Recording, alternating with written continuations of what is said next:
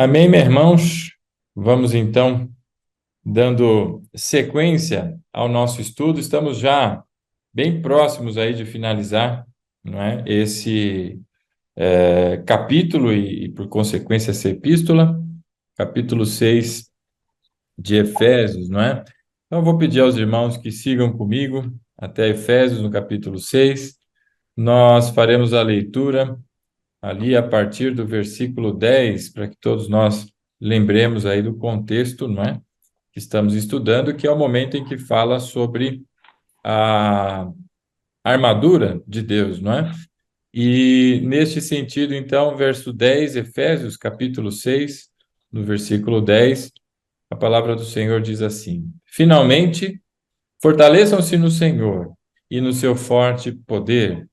Vistam toda a armadura de Deus para poderem ficar firmes contra as ciladas do diabo, pois a nossa luta não é contra pessoas, mas contra os poderes e autoridades, contra os dominadores deste mundo de trevas, contra forças espirituais do mal nas regiões celestiais. Por isso, vistam toda a armadura de Deus para que possam resistir no dia mau e permanecerem inabaláveis depois de terem feito tudo. Assim, mantenham-se firmes, cingindo-se com o cinto da verdade, vestindo a couraça da justiça e tendo os pés calçados com a prontidão do evangelho da paz. Além disso, usem o escudo da fé, com o qual vocês poderão apagar todas as setas inflamadas do maligno. Usem o capacete da salvação e a espada do Espírito, que é a palavra de Deus. Orem no Espírito em todas as ocasiões, com toda a oração e súplica, tendo isso em mente. Estejam atentos e perseverem na oração por todos os santos. E o apóstolo Paulo continua, a partir ali do versículo 19, este texto, mas nós vamos focando aqui nessa porção para tratar exatamente da armadura, onde estamos, não é, desde as últimas oportunidades que nos reunimos aqui. E no verso 16, foi o que tratamos semana passada, assim diz a palavra, não é? E além disso, usem o escudo da fé, com o qual vocês poderão apagar todas as setas inflamadas do maligno. Nós vimos então na semana passada acerca do escudo, não é? Sendo o escudo uma arma que tem tanto a condição, não é, de defesa quanto também de ataque. Ela tem as situações de defesa pessoais, não é? E tem a condição de defesa coletiva, onde o ajuntamento dos escudos, não é, a proximidade entre os irmãos formam uma barreira, um bloqueio, não é, que impede que essas setas inflamadas alcancem, não é, o que está por trás do escudo, ou seja, esse grupo unido. Falamos então um pouco sobre o escudo sendo uma arma que não está nas costas, tampouco sendo arrastada ou presa no cinto, mas empunhada. É uma arma de constante uso, empunhada e em posição, não é? E quando nós pensamos nos soldados, pelo que falamos na semana passada, em posição com os escudos, não é? Eles estão ali com as pernas travadas no chão, não é aquela posição de acomodado ou tampouco relaxado, mas é uma posição de atenção, é uma posição de diligência, então ele está ali com as pernas, para quem é destro, né? Um pouco mais à frente a perna para dar aquela posição de segurança e o seu escudo empunhado e em frente, não é? Para que, a partir dali, o impacto seja absorvido pelo escudo. Então, demonstra que o estado é de vigilância, porque está em batalha, não é?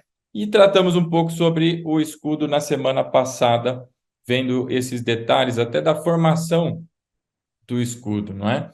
Da escudo feito de madeira, na sua proporção, não é? Cerca aí de 1,20 m por em torno aí de 70 a 80 de largura, meio curvadinho assim, meio ondulado, não é? Então, o escudo que era uma arma grande e usado não só para defesa, como também para ataque.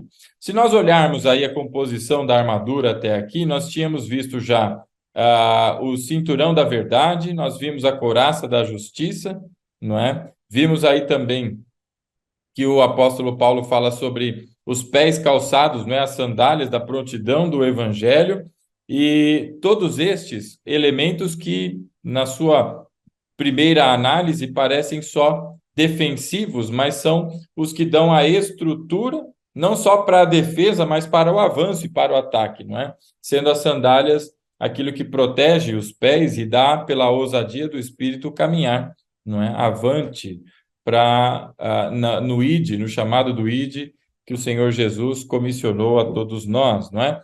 E aí vimos então o escudo. A partir do escudo, o próximo elemento que é apresentado aqui pelo apóstolo Paulo, não é? No verso 17, é o capacete. O capacete chamado o capacete da salvação, no verso 17. É o próximo elemento que nós encontramos aqui no estudo da Epístola aos Efésios, não é? E o capacete, meus irmãos, mais uma vez o apóstolo Paulo se baseava na vestimenta, não é? E na postura de um centurião romano, e ao olhar para esse centurião, ele tinha na cabeça o elmo, o capacete, não é? Aquele que pela guarda pretoriana ficou inclusive bastante famoso, não é? Pelo seu formato. Quem assistiu aquele filme Os 300, não é? Apesar de espartanos, o elmo era semelhante, que tinha aquela tarraxa, né, que para o nariz, para a pessoa não ser atingida na napa, e eu fico imaginando quem tinha um nariz meio avantajado, né? Devia ficar meio espremido no capacete ali. Mas, enfim, tinha aquele troço ali, protegendo a sua napa, e o contorno dos olhos, não é? Naquele formato que os irmãos devem ter em mente aí quando pensa na guarda pretoriana, eu imagino, né? Pelo menos é o que me ocorre aqui.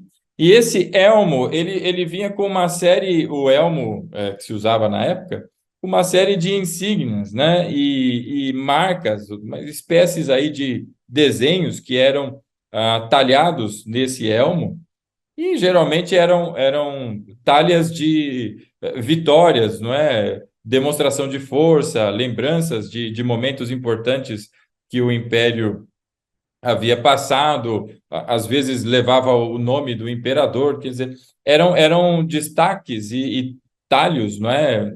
Assuntos entalhados que davam ali ao soldado, ao olhar para aquele elmo, não é? As lembranças do potencial, da capacidade e o poder, não é? Militar, bélico que tinha o Império Romano. Então, ao olhar para aquele elmo, o soldado, não é? Teria essas lembranças.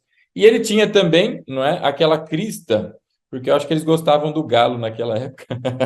E tinha aquela vassourinha na cabeça. Eu imagino que devia ser para limpar suas instalações depois de uma refeição. Ele pega, tira o pozinho do pão. Mas há quem diga que aquilo servia para, enfim, absorver algum tipo de ataque na cabeça. Eu não tenho a menor ideia. Para mim, aquilo lá deve ser somente para adorno, só para deixar mais bonitinho, né? Aquele era o princípio do punk, inclusive, né? Porque depois o punk vai e dá uma imitada daquele penteado. E aí quem tem cabelo pode fazer. Eu lembro quando meu filho era pequenininho, a gente dava banho nele e dava uma esticada no cabelo. Hoje já não dá mais. Mas enfim, o capacete, esse elmo, ele tinha esses entalhes todos, não é? E ele era usado por algumas razões no exército. A primeira delas é bastante simples de entender, é a defesa da cabeça, não é? Se você tomar algum golpe na sua cabeça, a chance e a tendência de que você tenha um desmaio é muito grande, não é? Se não, um golpe até mesmo fatal na região da cabeça, dependendo da arma que se usa aí pelo inimigo, não é?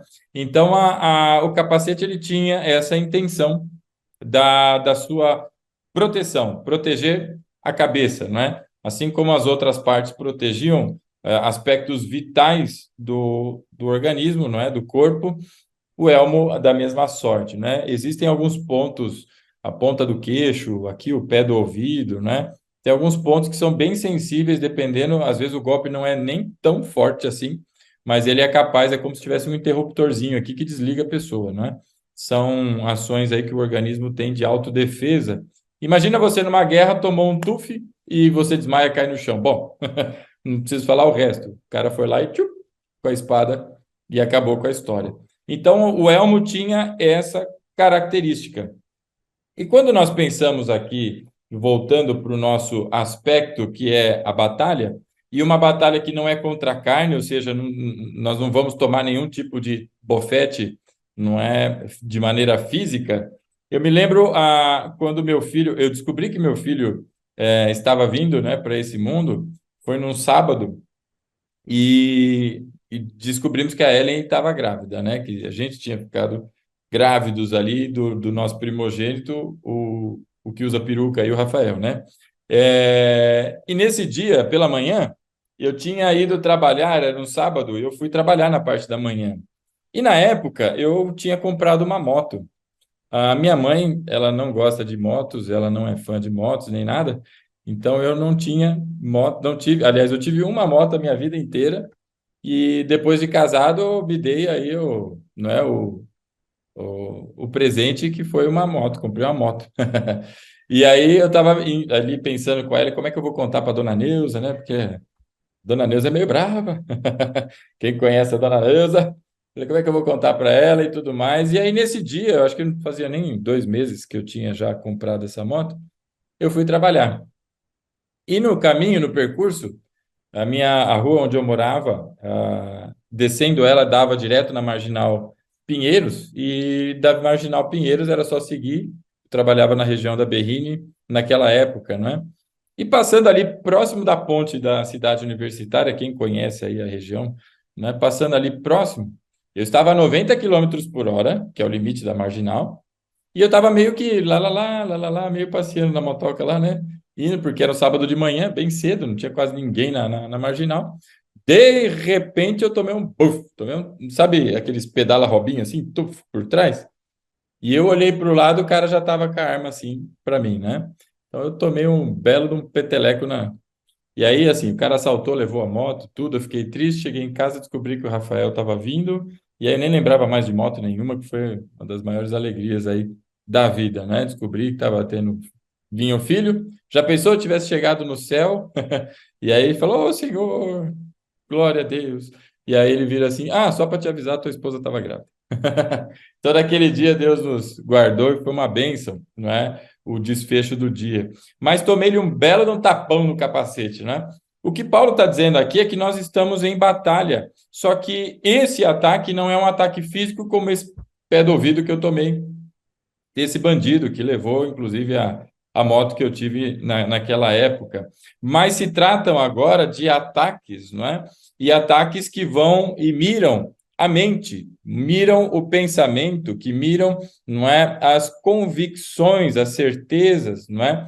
E os aspectos que agora, se nós estamos firmados na palavra da verdade, como o cinturão da justiça, entendendo que o que nos protege não é a nossa justiça, mas é a justiça de Cristo, essa couraça da justiça, e o que faz com que a gente saia do estado de morte e passe para a vida não são os nossos pés, mas essas sandálias de um evangelho, não é, que promove a paz, a reconciliação, e eu fui calçado nessas sandálias e a partir dali eu fui conduzido pelo Espírito a sair de um estado de morte, fui para a vida, e agora com o escudo da fé nas proteções contra todas as setas inflamadas, não é?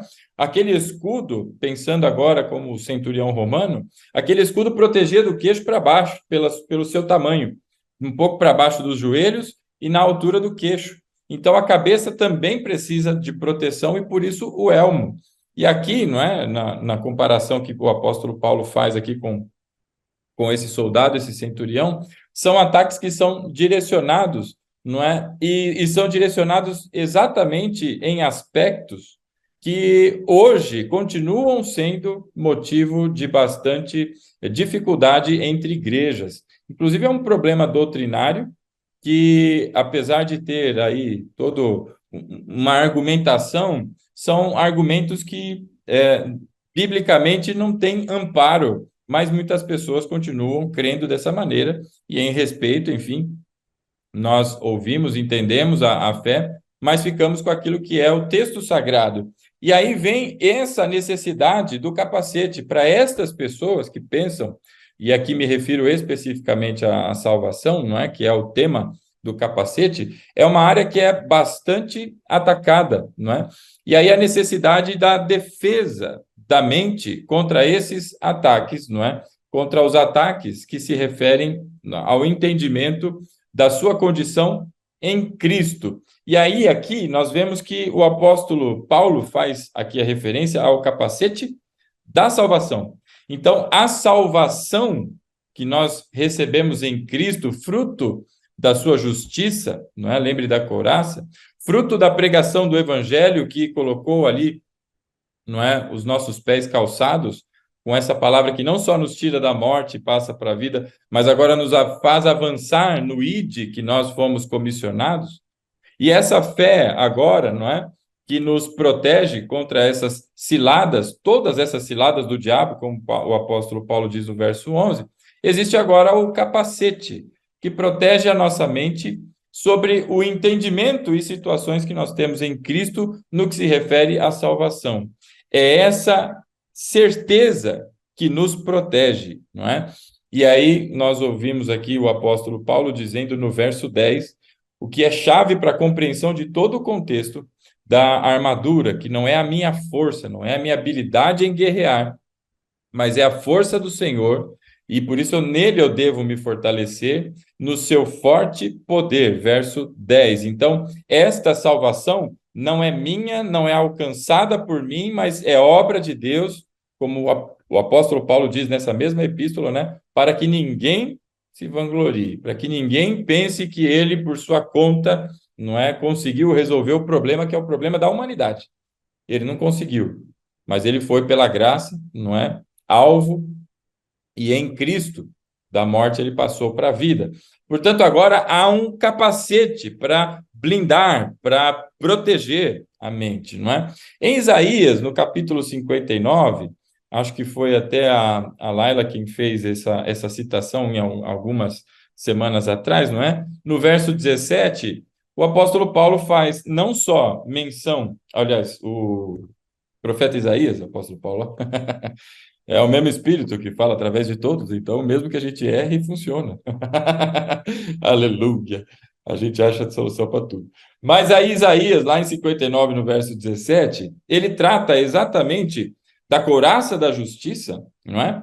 E não só da couraça da justiça, mas também faz referência ao capacete da salvação. Lá no verso 17 do capítulo 59, ele diz: E usou a justiça como couraça, pôs na cabeça o capacete da salvação. E a continuidade, vestiu-se de vingança e envolveu-se no zelo como uma capa, não é? E agora aqui a referência é que esse elmo protege, não é? Que é fruto dessa justiça, que é a couraça produzida, não é? Como nós lemos lá em segundo aos Coríntios, no capítulo 5, verso 21, não é? Aquele que não conheceu o pecado, ele o fez pecado por nós, para que nele fôssemos feitos justiça de Deus. Então, esse é o fruto da justiça, não é? De Deus. Nós fomos feitos justiça de Deus. Então, o capacete da salvação. E aí, para que a gente tenha ainda uma melhor compreensão do que se trata, não é, o capacete da salvação, em primeira de Paulo aí aos Tessalonicenses, no capítulo 5, não é? No verso 8, o apóstolo Paulo faz de novo menção, não é, a essa parte da armadura, não é? Sendo ela o capacete, não é? E falando sobre a salvação. No verso 8 do capítulo 5, diz lá então o apóstolo Paulo: Nós, porém, que somos do dia, bastante interessante que é a mesma expressão que ele usa no capítulo 5 de Efésios, não é? Nós somos da luz, do dia, não é? Sejamos sóbrios, ou seja, vigilantes, atentos, não é? Com os olhares não dispersos, mas atentos, e não dormindo, não como quem dorme, porque quem dorme é da noite, dorme de noite, que é o verso anterior, mas vestindo, aí ele faz a relação da couraça da fé, e não o escudo, mas a couraça, que em Efésios a couraça, ele faz ali a ligação com a justiça, por isso a compreensão de que os elementos, não é? Eles não têm referência direta, mas é uma alegoria, uma maneira de expor ali para você compreender a armadura. E aqui, então, ele fala da couraça da fé, não é? E do amor, e o capacete da esperança da salvação. O capacete da esperança da salvação. Então, não é um simples capacete, mas é o capacete da convicção. A esperança, não é? Quando nós vamos a Hebreus entender o que é fé, ele fala dessa convicção. É uma esperança, não como quem se senta, não é, na sarjeta aí de uma, por aí na rua, numa calçada, e senta lá e fica, eu tenho esperança que ela volte um dia e tal. Não é uma esperança vazia de uma possibilidade. Não é como alguém que senta no ponto de ônibus e espera passar um avião, não é? Não é alguém que tem uma esperança furada, nula, mas é como alguém que para, não é?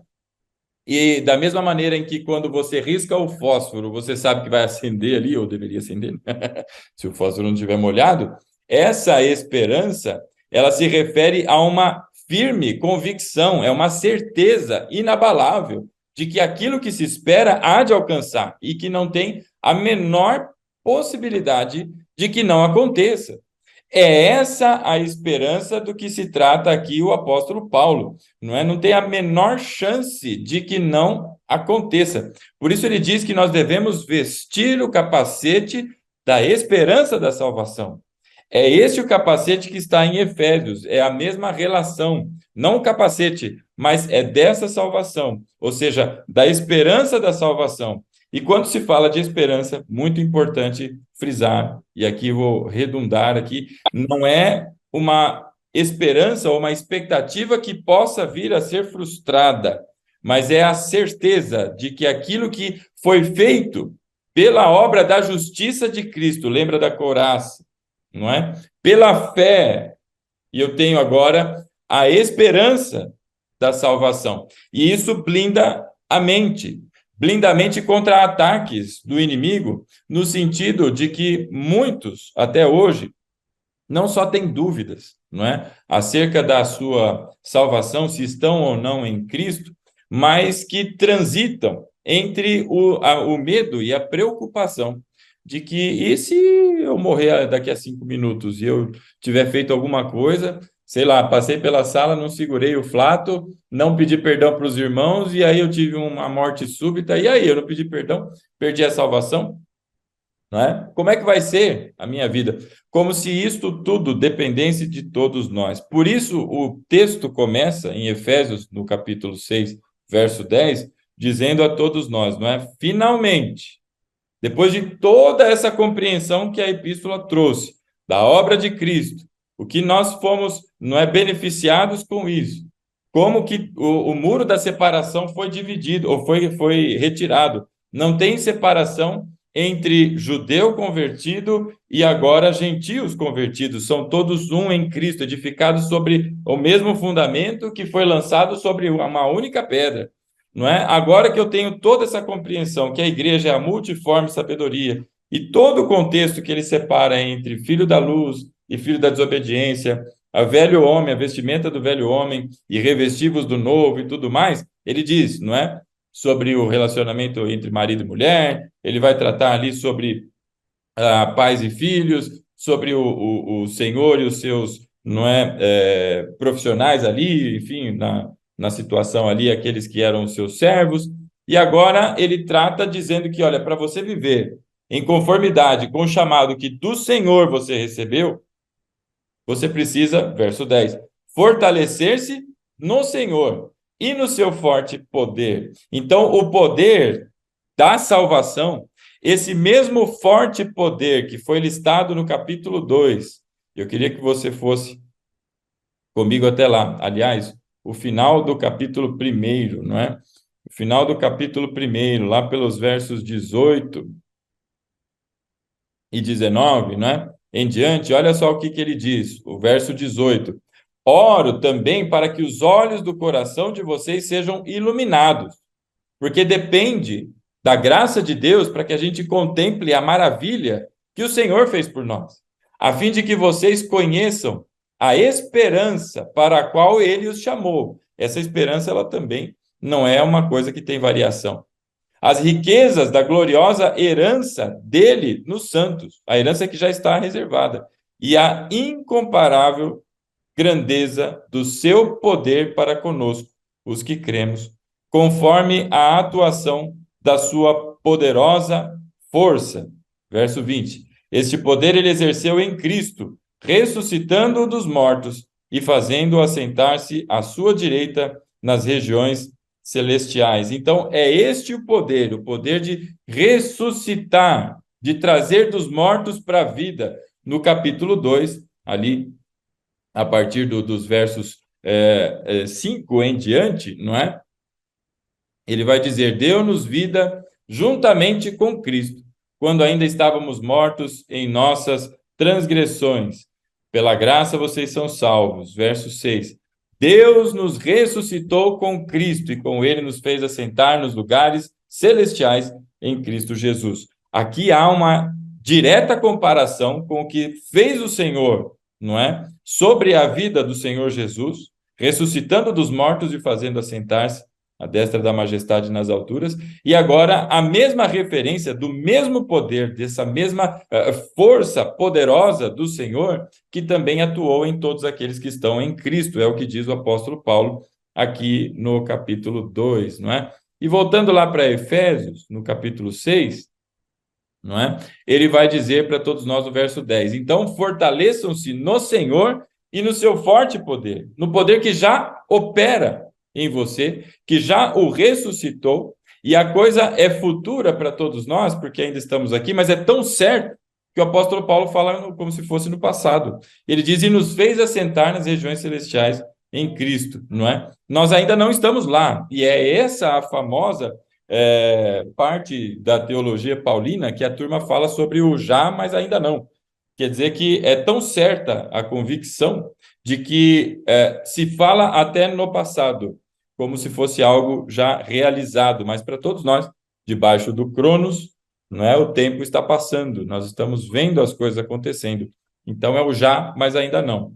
No sentido mais fácil de compreender, nós já somos cidadãos do reino dos céus, mas nós ainda não estamos nas regiões celestiais, ainda estamos aqui neste tabernáculo, como diria o apóstolo Pedro, não é?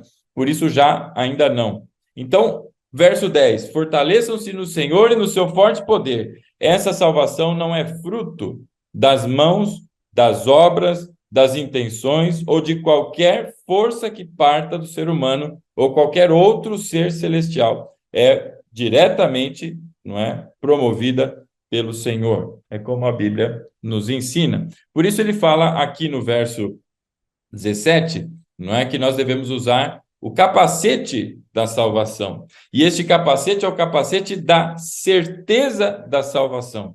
É a certeza de que em Cristo, apesar de mim, o Senhor me preserva na sua graça. Apesar de mim, de tudo que eu fiz, porque Cristo não morreu pelos pecados que eu cometi até o dia em que eu me converti, mas é um sacrifício que é suficiente para suprir a demanda da lei, não é? É um sacrifício suficiente. Por isso ele diz está consumado e não está parcialmente consumado, mas é completa a sua obra. Por isso agora vem a necessidade, não é, do capacete da salvação. E por quê que tem aqui, então, o capacete da salvação? Ora, você já viu, não é, pessoas, filmes, situações em que as pessoas vão para um combate, vão para uma situação de conflito. E quando a pessoa ela não está segura, quando ela não está certa das suas capacidades, das suas habilidades, não é? Das condições de, pelo menos, competir de maneira igual, se não de que sobrepuje o seu inimigo, essa pessoa ela entra para a batalha com bastante dificuldade. Ela entra para a batalha, não é? Já imaginando como é que vai terminar ruim para ela. Então, muitas pessoas nem entram, nem batalham, mas tentam se esconder. E tentam se esconder no meio de um campo de batalha. Por isso aqui, não é, penso, o propósito do capacete da salvação é exatamente cuidar da mente do cristão, não é? E entender o que o apóstolo Paulo vai dizer em Romanos, no capítulo 8, de que independente de qualquer coisa, absolutamente nada pode nos separar do seu amor que está em Cristo. Nem altura, nem profundidade, nem coisa alguma, que é o fim, não é? Dos versículos que falam a esse respeito, e nem coisa alguma envolve tudo, você e eu, o que nós somos capazes de fazer em todas as coisas. Por isso, o capacete, não é? Que nos guarda. E lá em Filipenses, no capítulo 1, no verso 6, o apóstolo Paulo vai dizer para todos nós, vamos ler esse texto, não é? Em Filipenses, você deve se lembrar, aquele que começou a boa obra, não é? Olha como é que diz o apóstolo Paulo, verso 6: Estou convencido. O que é convencido? Eu estou certo, estou convicto, não é? É dessa esperança, da certeza, não é? Da esperança da salvação. Eu estou convencido de que aquele que começou a boa obra, e aqui a referência é ao Senhor, não, nenhum de nós começou a boa obra em nós mesmos, mas sim o Senhor, não é? Porque estávamos mortos nas transgressões e pecados. E neste estado, não é? Cristo nos alcançou pela graça. Por isso ele diz: Eu estou convencido de que aquele que começou a boa obra em vocês vai completá-la. Vai, não é possivelmente complete, pode ser que sim, a depender de você, hein? Ele vai completar, mas aqui há uma afirmação contundente. Vai completá-la até o dia de Cristo, não é? É isso que algumas doutrinas vão falar, não é? Sobre a preservação que o crente tem na graça, não é? Ele é preservado pelo Senhor, não de cometer erros e de cometer falhas, mas aquilo que é a obra da salvação, não é? E que parte de Deus, sem merecimento algum de qualquer um de nós. O Senhor, ele não só inicia essa obra, mas ele a completa até o dia de Cristo. É isso que o apóstolo Paulo está tratando aqui em Filipenses 1. Portanto, voltando lá para Efésios, não é? No capítulo 6, verso 17, ele fala sobre o capacete da salvação, é o capacete da esperança da salvação, essa certeza, essa convicção. E aí alguns irmãos vão talvez fazer referência a um texto bastante difícil, né, que é o texto de Hebreus, lá no capítulo 6, e repetido depois no capítulo 10, dos versos de 4 a 6, que vai falar sobre uma pessoa que participou da comunhão, participou aí dos benefícios, não é? Mas que a famosa chamada apostasia ali, não é? Como é que fica o caso destes, não é? E há uma referência, talvez, direta com a questão da possibilidade de se perder a salvação, não é? E aí o nosso tema não é este, mas a referência que se faz lá é exatamente a alguém que conviveu, mas que em maneira alguma, em momento algum, não é? Teve de fato um novo nascimento, mas é aquele que conviveu, passou um tempo, é como o joio no meio do trigo e que passou lá. A gente nunca conhece, não dá para saber, porque são tão parecidos, não é? Mas o Senhor conhece, e este, depois de passar todo esse período, ele vai e abandona, não é, todas essas coisas. Já vai dizer o autor aos Hebreus, né? Há quem pense que foi o apóstolo Paulo, há quem pense que não, mas enfim, o autor aos Hebreus vai dizer lá no capítulo 6 que para isso teriam, não é? Estariam sugerindo que Cristo fosse novamente crucificado, não é? O que não é o caso. Portanto, lá em Hebreus ainda, no capítulo 12, no verso 2, o autor vai dizer para todos nós, não é?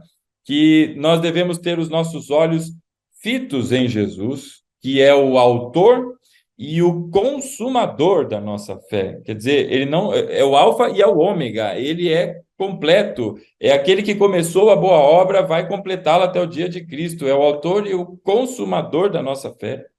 Ele, o Senhor Jesus, pela alegria que lhe fora proposta, suportou a cruz, desprezando a vergonha, e assentou-se à destra do trono de Deus. E aqui é uma referência, não é, a essa alegria. E essa alegria agora, pensando no capacete da salvação, ela não só protege a todos nós, não é, desses pensamentos e dessas possibilidades, e aqui não é nenhuma tentativa de dar libertinagem a qualquer um, pelo contrário, mas é só a compreensão para que não confundam, não é, o texto sagrado. Ele não só protege deste entendimento que é baseado na fé, não é? E que foi gerado ali pelo cinturão da verdade, pela justiça de Cristo, promovida através do evangelho que chegou até todos nós, não é? E agora não só protege, mas lembra que estes elmos tinham entalhes na sua circunferência ali, em toda a parte, que faziam referência e lembrança aos triunfos do império, aos triunfos do exército, aos triunfos daquele grupo, não é, específico, daquele batalhão em especial, não é? Eis aí um entalhe para a gente, não é? Que o Senhor Jesus, ele suportou a cruz pela alegria, não é? Que lhe foi proposta de ser o primeiro dentre muitos irmãos, de ser, não é, o caminho para a reconciliação entre todos nós que agora estamos em Cristo e o Senhor, pela alegria do fruto, não é, do seu penoso trabalho, é que ele suportou a cruz. Então, agora, de igual maneira, pela alegria que passou o Senhor Jesus, não é? E o fez com que suportasse, não é? Aquela cruz, independente de qualquer questão ou desprezando a vergonha, como diz o autor aos Hebreus, nós também, ao olhar para aquilo, devemos ver, não é, os triunfos do nosso Senhor, o benefício da obra de Cristo e a partir dali seguir adiante, não é, com a convicção, com a certeza, essa esperança que é aguardar sem sombra de dúvidas daquilo que o Senhor vai fazer, não do que eu sou capaz de fazer. Eu sou falho mesmo. Não espero em mim, a minha fé não está em mim, mas está no meu Senhor. Que ele, como vai dizer, inclusive Judas, não é? Eu queria que você fosse comigo até Judas, lá no finalzinho da sua epístola, ele vai trazer para todos nós algumas informações lá na doxologia de Judas, né? Ele vai trazer para todos nós algo que é muito importante e que faz muita referência com Filipenses, capítulo 1, verso 6, aquele que começou a boa obra, né? Vai completá-la até o dia de Cristo. No capítulo de Judas, né? Capítulo 1, o único capítulo dessa epístola curta, no verso 24, depois de tratar dos assuntos ali de falsos profetas, não é? Na sua doxologia ali, nesse momento do encerramento, a despedida, Judas diz o seguinte lá no verso 24: a Deus, há aquele, né? É craseado aí esse aquele, que é poderoso para impedi-los de cair e para apresentá-los diante da sua glória, sem mácula e com grande alegria, porque é Ele quem começou a boa obra e é Ele quem vai completá-la. Não sou eu que vou completar o que Deus começou. Não sou eu, mas é Deus, não é? Aquele que é poderoso para impedi-los de cair e para apresentá-los diante da sua glória, sem mácula e com grande alegria. E aí vem os versos maravilhosos, né? Ao único Deus, o nosso Salvador, sejam glória, majestade, poder e autoridade, mediante Jesus Cristo, nosso Senhor, antes de todos os tempos, agora e para todos sempre. Amém. A Ele toda a glória, toda a honra, porque a obra é dele, foi Ele quem fez, é Ele quem está a executar, e é como diz o apóstolo Paulo em Efésios capítulo 1, Ele é quem faz acontecer segundo a sua vontade.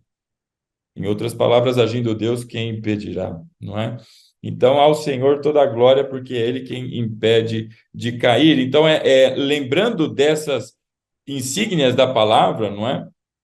Que nós vamos ter ali o bom ânimo para permanecermos firmes, porque o nosso propósito, segundo o apóstolo Paulo aqui, não é? Verso 13 do capítulo 6 de Efésios, por isso vistam toda a armadura de Deus para que possam resistir no dia mau e permanecer inabaláveis depois de terem feito tudo. Então é essa certeza, não é, de que o Senhor opera o seu forte poder, não é? É na sua força que nós avançamos e não na nossa. E se age Deus, quem impede? Quem há de impedir? né? O seu mover. Por isso, o escudo, perdão, o capacete da salvação. E lá no verso 17 ainda, o apóstolo Paulo vai continuando dizendo: usem o capacete da salvação e a espada do Espírito, que é a palavra de Deus. Então, agora, o próximo elemento que ele faz referência é a espada, não é? E a espada, para que os irmãos tenham aí a leitura, não é, do soldado romano, o soldado romano tinha algumas armas ali.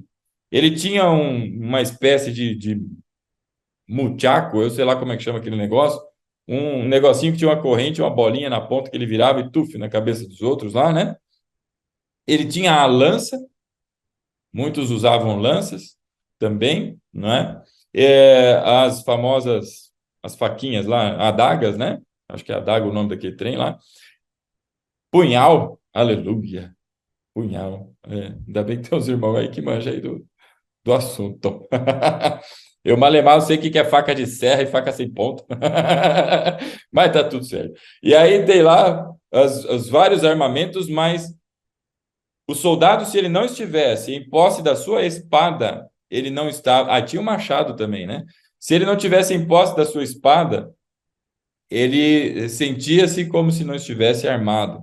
As outras armas ajudavam, não é? Tinha uns que lutavam com o punhal e com a espada, outros, não é, segurando o escudo e a espada, enfim. Mas a espada, na época, era um dos principais elementos, não é, ofensivos numa batalha para a época, obviamente.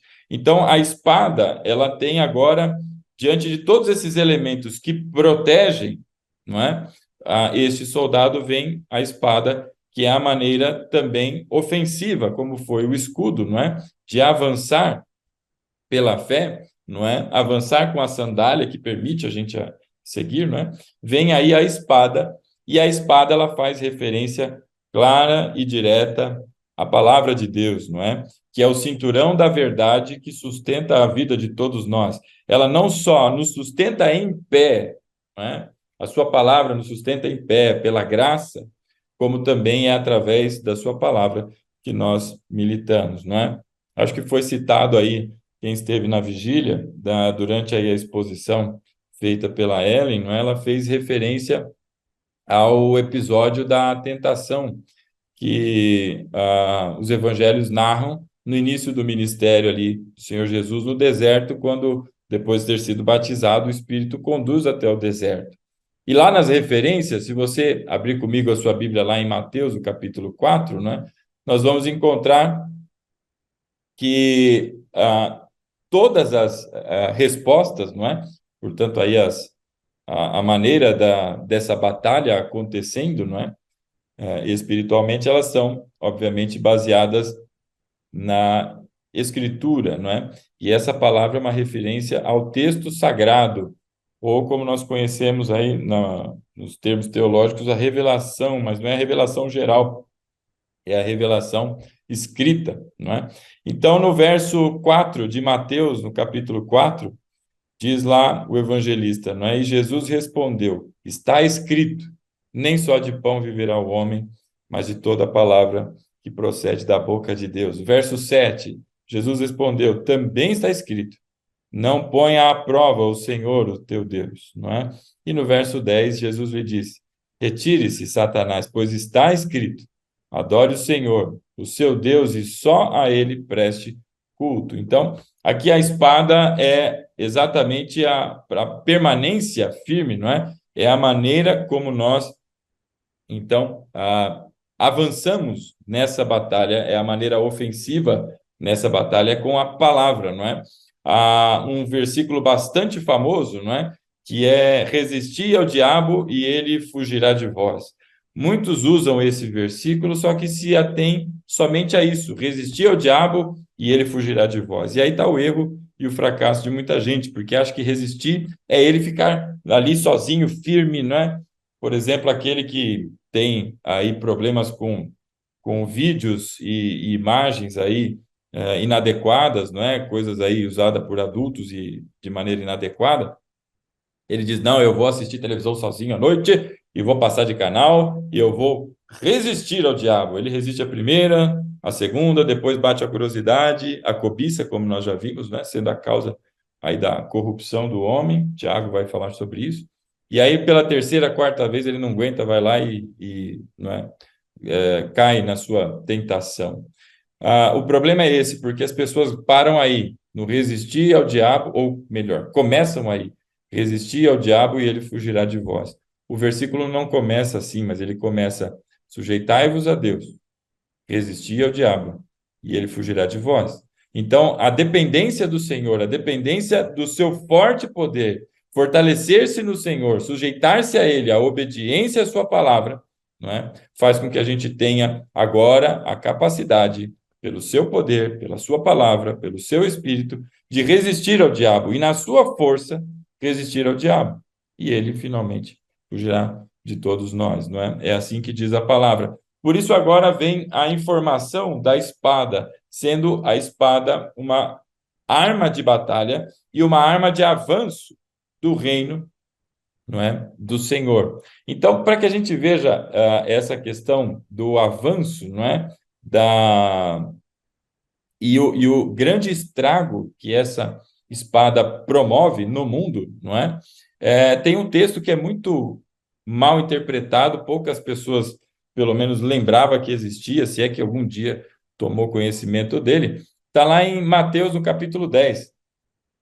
E é uma afirmação do Senhor Jesus. E eu me lembro uma vez que, compartilhando sobre esse texto, estava presente uma moça e ela me olhou assim, sabe quando dá aquela franzida na testa e fala: o quê? Isso está na Bíblia? Foi muito interessante a espontânea reação dela, não é? No capítulo 10, no verso 34 em diante, o Senhor Jesus vai dizer o seguinte: não pensem que vim trazer paz à terra. Uau, isso parece conflitar com a imagem que muitos têm de Jesus. Ora, se ele é o príncipe da paz, ele não veio trazer paz, né? E aí ele continua: eu não vim trazer paz, mas a espada. Porque essa espada, ela divide, essa espada, ela corta, não é? Verso 35, pois eu vim para fazer com que o homem que fique contra o seu pai, a filha contra a sua mãe, a nora contra a sua sogra. Os inimigos do homem serão os de sua própria família. E aí, as pessoas, meu Deus, Jesus está atacando a família. E aí vem aquele monte de desesperado, não é? Ora, se nós estamos falando aqui da palavra de Deus, não é? A palavra de Deus, ela não tem nenhuma relação com este mundo no sentido de andar junto, mas elas são, não é, conflitantes, elas são opostas, não é? Enquanto a palavra de Deus leva pelo Espírito, o mundo, não é, promove as ações da corrupção da carne. Então há esse conflito natural. E quando o Senhor trata aqui de que ele veio trazer a paz, aliás, a espada é exatamente o anúncio da palavra de Deus, mais diretamente a pregação do Evangelho. E a pregação do Evangelho promove exatamente isso. Faz com que o homem fique contra o seu pai, faz com que a filha fique, às vezes, contra a sua mãe, a nora contra a sogra, e dentro da sua própria casa existam situações de conflito, porque você tem aqueles que ouviram a palavra, que deram ouvidos, então, às verdades absolutas do Evangelho, se convertem a Cristo e agora tem um procedimento totalmente diferente, porque aquele que começou a boa obra continua a trabalhar. E essa ação promove, porque o mundo odeia ao Senhor, odeia a palavra, odeia a igreja. É isso que o Senhor Jesus diz, que o mundo nos odeia. Então, dessa maneira, há o conflito.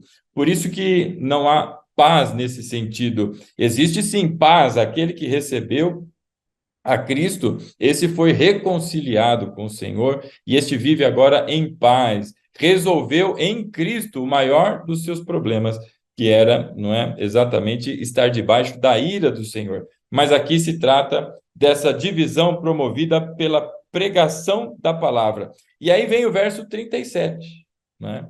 Que é para isso que serve essa palavra, não é? Essa espada.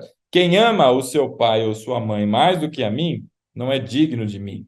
Quem ama o seu filho ou a sua filha mais do que a mim, não é digno de mim. E quem não toma a sua cruz e não me segue, não é digno de mim. Quem acha a sua vida, a perderá. E quem perde a sua vida por minha causa, a encontrará. E aqui nós encontramos um propósito para essa espada, que não é só o avanço, não é contra o inimigo externo, que nós já vimos que o apóstolo Paulo trata de questões agora de batalha que temos inimigos, não inimigo. Mas existe um outro inimigo além do inimigo externo, o diabo, toda a potestade dominadora desse mundo, mas existe um inimigo interno, que é a nossa própria carne, a nossa velha natureza, que continua, não é, influenciando e agindo nesses tempos em que estamos aqui, não é? E agora vem a palavra para promover exatamente esse conflito.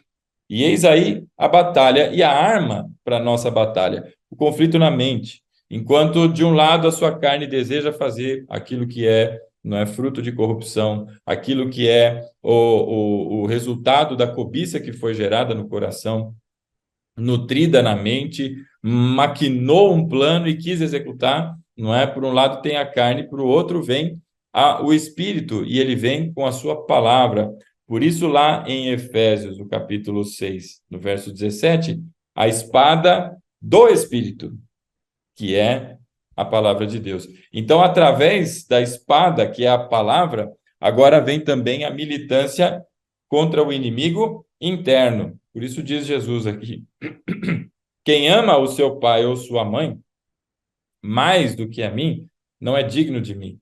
Isso não quer dizer que nós não devamos amar os nossos pais, não é? Ao contrário, porque inclusive esse é um dos itens que nós devemos honrar pai e mãe. Agora vem a questão da prioridade, daquilo que tem maior espaço no nosso coração, não é? E ele traz aqui, não é digno de mim. O que ama o seu filho ou a sua filha mais do que a mim não é digno de mim. Quer dizer que então, os pais devem odiar os seus filhos, né? E só amar a Jesus. Lógico que não, né? Agora vem a questão do ponto maior na nossa vida, o que ocupa, não é, o trono no nosso coração. E aí vem o 38. Quem não toma a sua cruz e não me segue, não é digno de mim. E essa ação, não é, ela é baseada nessa espada anunciada no versículo 34. Ele trouxe a espada, e essa espada promove, não é, esse conflito, porque ela não está seguindo o caminho dos dominadores deste mundo, mas ela segue o caminho do Espírito, que é contrário à carne. Então, quem não toma a sua cruz e não me segue, não é digno de mim. Então, o uso da espada, para quê? Para cortar os vínculos, não é? Cortar essas tentações e as tendências, não é? E dependências que a carne, a velha natureza, não é? Também suscita. E aí o verso 39, que aquele que julga ter achado a sua vida vai perdê-la, mas aquele que perde por minha causa, não é? Esse a encontrará. Então, quando alguém do mundo lê um negócio desse, fala, meu, é coisa de louco, né? Para o evangelho, para o mundo, o evangelho é loucura, mas para todos nós é palavra de salvação, é o que diz a palavra. Então, é dessa espada, não é? E que promove esse conflito contra o mundo e dentro de todos nós mesmos, né? Quantas vezes muitos ficam, não, isso é pecado. Não, não é pecado, não, porque você está buscando justificar uma atitude que você quer permanecer executando ela. E aí fica naquele conflito, não, pode ou não pode, pode ou não pode. Vai buscar na Bíblia e aí a sua mente vai direcionando como, olha, tá vendo, eu não encontrei nada direto falando sobre isso, então pode. E aí começa o conflito, é por isso que a gente deve usar essa espada. Ela é ofensiva, é de ataque, não é? E ela é contra o teu inimigo externo e também contra o inimigo interno. E em seguida, não é? O apóstolo Paulo, ele continua no verso 18, e aí nós vamos parando por aqui por conta do horário. No verso 18 de Efésios 6, ele vai dizendo assim, não é? Orem no Espírito. É este mesmo que é o da espada, não é? A espada do Espírito, que é a palavra de Deus. Agora, orem no Espírito, e é essa palavra que vai nos ajudar a orar, porque a carne Você já tentou orar deitado na sua cama? Você começa, Senhor, e acorda em nome de Jesus. Amém. Você começa a orar e dorme, não é? Porque a carne ela tem a sua inclinação. Por isso a palavra, para nos ajudar a vencer e permanecer firmes, não é? Então, orem no Espírito em todas as ocasiões, com toda a oração e súplica, tendo isso em mente. Estejam atentos e perseverem na oração por todos os santos. Então, a nossa batalha ela é travada, não é? Pelas armas espirituais, e este espírito, não é? Que é a espada do espírito, é neste espírito que nós devemos orar e em todas as ocasiões, como vai dizer o apóstolo Paulo aqui. O verso 18, eu proponho da gente avançar nele na aula, no nosso encontro na semana que vem, se assim Deus permitir, até lá vivermos, não é? Mas eu queria só deixar e registrar mais uma questão aqui, e que, para mim, ela é extremamente importante, que a gente tenha esse olhar para isso. Nós, não é, temos uma visão e uma leitura, a Igreja Batista, não é? Ela tem uma leitura reformada, não é? É uma igreja com princípios reformados. Isso quer dizer que, em suma, ela é cristocêntrica, não é baseada nos princípios da palavra de Deus e não de qualquer outra coisa, de qualquer outra pessoa, textos, profetas, não é? E o texto não canônico e coisas assim. E, nesse sentido, a tendência, não é, de pessoas que têm essa viés, não é, para a palavra, para o estudo da palavra, e aqui eu não estou fazendo referência de que a letra mata, o espírito vivifica, que não tem nada a ver uma coisa com a outra, não vai entender errado. Isso aí é quem não soube ainda entender o versículo. Mas o que eu quero dizer é que a ênfase na palavra ela está correta, não há nada de errado nisso, é exatamente isso que nós devemos, não é? Nos basear não em doutrinas, dogmas ou falácias de homens, mas no que diz a Bíblia Sagrada e tão somente ela. Sola Escritura, não é? Como vai dizer uma das 5 solas, inclusive. O ponto aqui é que quando há o desequilíbrio da coisa, não é? Eu me lembro de já ter comentado algumas vezes que a palavra de Deus é como uma das asas de um passarinho e a oração é a outra das asas do passarinho, ou seja, com as duas ele alça voos, não é? E não só com uma. Então, a ênfase, e é aí que está o problema, no desequilíbrio, não é? É quando a igreja deixa de orar, quando a igreja esquece o princípio da oração, quando a igreja entende, não é, que já está amparada e não precisa mais buscar, não precisa mais, não é, se derramar na presença de Deus. Eis aí o problema. E por isso é tão interessante e importante esse momento em que, logo na sequência de tratar da palavra, da espada, que é a palavra, o apóstolo Paulo já chaveia aqui a oração. E a oração em todas as ocasiões, não é em um momento, um determinado momento, mas é orem sem cessar. É neste sentido. Não é a oração em que você fecha os olhos e diz Senhor em nome de Jesus e termina amém. É o estado de oração, é se lembrar que oração não é um conjunto de palavras lançadas, não é? Mas é o lugar onde você está, porque pelo sangue de Cristo nós somos transportados para o Santo dos Santos. E naquele lugar onde estamos na presença do Senhor constantemente, não é?